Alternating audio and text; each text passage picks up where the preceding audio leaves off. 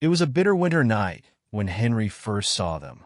The old farmer had been driving back from town, his truck rattling along the snow-covered back roads. The storm had come down fast, blanketing the land in icy silence. The headlights of his truck cut through the swirling snow, and that's when he saw them, two figures barely visible on the side of the road. At first, he thought they were human, a woman and a small child, wrapped in tattered clothing, their heads bowed low against the wind. Something about them struck him as strange. Maybe it was the color of their skin, too pale even for winter, or how their movements seemed slow, unnatural, as if they were struggling to stand. Henry pulled over, the engine rumbling softly. He climbed out, his boots crunching on ice, and approached. "Hey there, you all right?" The woman looked up. Henry froze. Her face, though unmistakably beautiful, wasn't human. Her eyes were too large, glowing faintly in the dark, and her hair shimmered like fine silver threads. The child clung to her side, equally alien, with wide, frightened eyes that mirrored her mother's. Henry stepped back instinctively. "Lord have mercy." The woman's lips trembled, her voice soft and melodic, though strained. "Please help us." Henry stared at them for a long moment, heart pounding. Aliens. He'd read about them on the news, always in wild conspiracy theories. Crash landings, lights in the sky, crazy stories.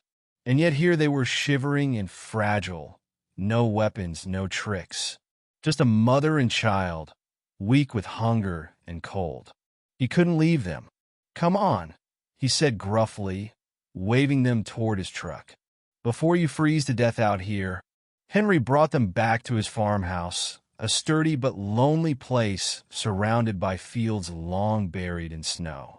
He guided them inside, where the warmth of the fire in the stone hearth seemed to wash over their trembling bodies. The child's hands, small and delicate, reached instinctively toward the flames. Henry handed them thick blankets and made a pot of hot soup. The woman watched him carefully, her glowing eyes studying every movement, cautious yet grateful. When he handed her the bowl of soup, her hands shook. "Eat," he said simply. "You look like you need it." The woman nodded. "Thank you, human." Her voice sounded lighter now, though her exhaustion still showed. Henry shrugged, avoiding her gaze. "Call me Henry. What happened to you two? How'd you end up out there?" The woman looked down, brushing a silver lock of hair from her face. "Our ship crashed. My daughter and I were separated from our kind. We walked for days, searching for help, but the cold, we are not built for this world." Henry frowned. "You got more of you around here? Aliens?" She shook her head. "No, we are alone now." Her eyes fell on the child, who sipped her soup carefully. "We are survivors." Henry exhaled slowly, the weight of it sinking in. "And you've been wandering out there all this time? Good Lord." The woman looked up. "You saved us." "Why?" Henry met her gaze, unflinching. "Because no one deserves to freeze to death. Doesn't matter what you look like or where you're from." A small smile touched her lips, faint but genuine. "Your kindness is rare." Days turned into weeks.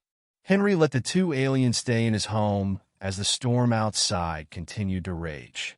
The woman, whose name he learned was Leora, explained bits and pieces of her life. Her people were explorers, traveling the stars to learn, to understand. Their ship had been damaged upon entering Earth's atmosphere, forcing them to crash far from their intended path. Leora's daughter, Ely, was quick to warm up to Henry. Though quiet at first, she began following him around the house, watching with bright curiosity as he fixed things or worked in the barn. One day, Henry caught her giggling softly when he slipped on ice outside the door. It was the first time he had heard her laugh. "She likes you," Leora said, appearing beside him. Henry smiled. "Guess I've got a way with kids, no matter what planet they're from." Leora's expression softened. You've given us hope, Henry. We had none before. Henry grunted, feeling a warmth in his chest he hadn't felt in years. Everyone deserves a little hope.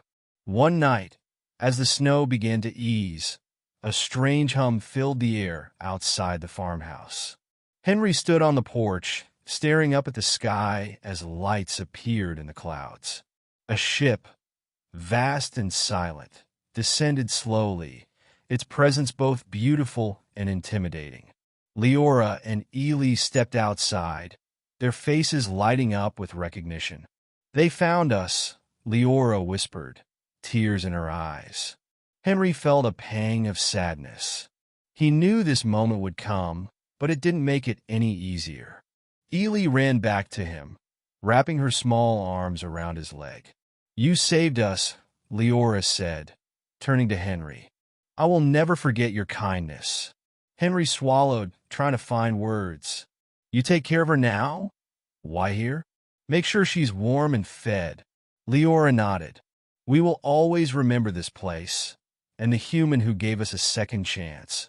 The ship's hum grew louder, its light bathing the snow-covered ground in silver.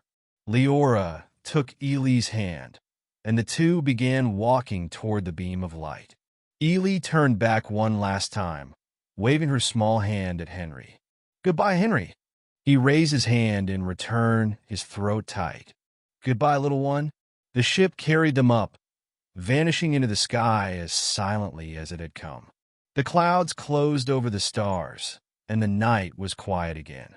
Henry stood there for a long time, his breath misting in the cold air. When he turned to go back inside, he found something resting on the porch.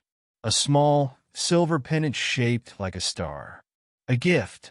Henry held it in his calloused hands, a faint smile tugging at the corner of his lips. They'll be all right, he muttered to himself, staring up at the dark, endless sky. And I guess so will I.